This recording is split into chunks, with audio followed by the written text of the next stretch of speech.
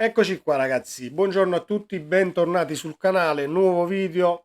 Abbiamo i sorteggi dei quarti di finale di tutte le coppe europee, ranking UEFA per questo fantomatico quinto slot da dover conquistare a discapito di Germania ed Inghilterra. Andiamo a vedere gli accoppiamenti e la classifica aggiornata e la situazione Osimhen a faticamento lento, perché molto probabilmente non sarà del match di Milano.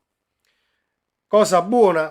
Assolutamente no, perché se ci sono partite dove devi andare con tutta la squadra a disposizione, per forza, per avere tutte le armi possibili da poter schierare, armi tra virgolette, che in questo periodo di guerre comunque devo stare anche attento alla terminologia, comunque tutte le carte da giocarsi, sono queste le partite, l'Inter e l'Atalanta, vedremo poi se Osimhen dovesse riprendersi oggi in giornata e partire per la spedizione di Milano. Fatemi sapere la vostra qui sotto nei commenti, come sempre, iscrivetevi al canale per chi passa per la prima volta sotto questo contenuto e se voleste iscrivere attivando la campanella delle notifiche, passaggio importantissimo per restare aggiornati sulla cronologia di caricamento del canale stesso, e andiamo a vedere la classifica e il ranking UEFA dopo questa giornata europea.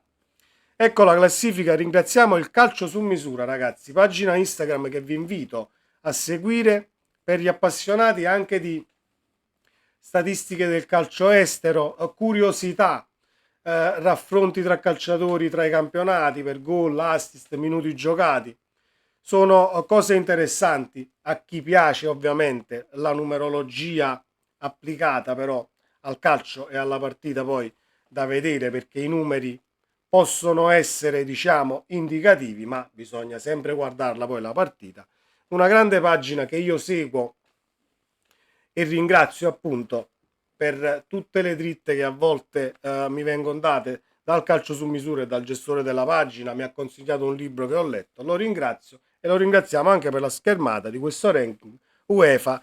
Siamo sopra abbastanza Germania e Inghilterra, quasi 1500 punti sopra l'Inghilterra e quasi 1400 punti sopra la Germania. Non sono pochi. La statistica Opta dice che l'Italia dovrebbe raggiungere il quinto slot al 96,3%, ho letto ieri, quindi siamo quasi sicuri di poterlo avere, ma dobbiamo sempre vedere come poi andrà a finire il decorso delle coppe che mettiamo qui. Partiamo dalla Champions, questi sono i quarti di finale sorteggiati. Se dobbiamo fare il cammino su Germania e Inghilterra, vediamo che tra Bayern Monaco e Arsenal, o un inglese o una tedesca, comunque esce, però Bayern e Borussia sono su due lati del tabellone e potrebbero, tra virgolette, raggiungere la finale per fare una finale tutta tedesca. Così come potrebbe diciamo delinearsi una semifinale tutta inglese nel caso l'Arsenal batte il Bayern e il City Real Madrid. Un City Arsenal comunque sono punti che portano in cascina, bisogna poi vedere giornata dopo giornata come andrà a finire. Paris Saint-Germain, Barcellona e Atletico Borussia sono delle grandissime partite. Io non mi rammarico nel non passaggio del turno, perché dici ma noi avremmo preso il Paris Saint-Germain.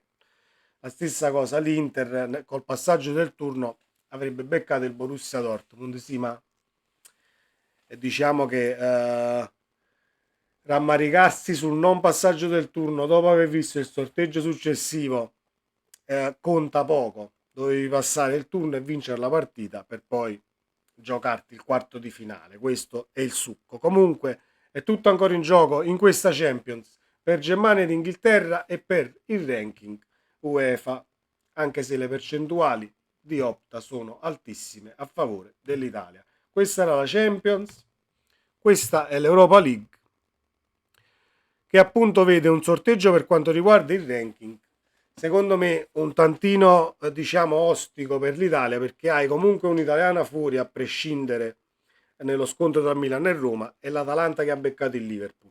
Con questo non sto dicendo che l'Atalanta parte sicuramente sconfitta, ovviamente 60 e 40 però per me in favore del Liverpool, forse qualcosina in più, però l'Atalanta quando azzecca il paio di partite può mettere in difficoltà non voglio dire tutti quanti, però potrebbe creare, diciamo, filo da torcere a questo Liverpool, anche se quest'anno la squadra di Klopp, forse anche diciamo sulle ali dell'entusiasmo, l'ultima stagione di Klopp eh, con appunto la casacca del Liverpool da allenatore, forse c'è questo entusiasmo di portare quanti più trofei a casa e quante più soddisfazioni per chiudere poi in bellezza questo ciclo immenso e straordinario che è stato il ciclo di Jürgen Klopp a Liverpool. Benfica, Marsiglia, Liverpool, Atalanta, Milan, Roma, Leverkusen, West Ham. Milan, Roma, sì, esce un'italiana inevitabilmente dallo scontro e va a casa, però abbiamo anche matematicamente un'italiana alle semifinali che fa bene comunque per punteggio al ranking, quindi è sicuramente un dare e avere e non è tutto diciamo da perdere assolutamente nemmeno in questi quarti di finale di Europa League. Ed ecco la conference ovviamente vede solo l'Aston Villa inglese per quanto riguarda il ranking che potrebbe rompere le scatole all'Italia. Aston Villa favorito per mio modesto parere e secondo me la squadra più attrezzata insieme al Fenerbahce molto probabilmente per la vittoria finale con una Fiorentina che se la può giocare. Fatto è che non c'è niente di molto semplice quando arrivano i quarti di finale, che sia una conference, che sia un'Europa League o che sia la Champions League, perché sono comunque le 8 migliori della competizione. Bruci, PAOK, Vittoria Pilsen, Fiorentina, Olympiacos, Fenerbahce, Aston Villa, Lille. È il quarto di finale pure piuttosto, secondo me, Aston Villa, Lille, perché il Lille sì, è inferiore alla squadra inglese, però non è poi tutto, diciamo, da scartare. L'Aston Villa è una squadra che gioca a calcio ed ha un allenatore abituato a vincere coppe e competizioni europee come Emery, allenatore che io stimo tantissimo, però dal punto di vista del ranking qui, a meno che l'Aston Villa non la vada a vincere la coppa, non ci sono tantissimi punti che possiamo perdere tra Inghilterra, Germania e Italia per il ranking. Detto questo, la situazione è in discesa, diciamo che è rosea da questo punto di vista e potremmo raggiungere questo quinto slot. Togliamo di mezzo questa schermata e andiamo a parlare di questa situazione Osimhen. Ieri Osimhen ha fatto personalizzato in campo, non si è allenato con la squadra per una botta e un affaticamento immediato nella partita di Champions contro il Barcellona. Lo sapremo oggi nel caso dovesse aggregarsi alla squadra per la partenza per Milano, appunto per la partita di domani. Io non ho più parole per descrivere la situazione Napoli di quest'anno, non ci sono due situazioni che vanno bene in parallelo quest'anno, sempre una situazione che può andare bene e l'altra che ovviamente ti rompe le uova nel paniere come questa di Osimhen.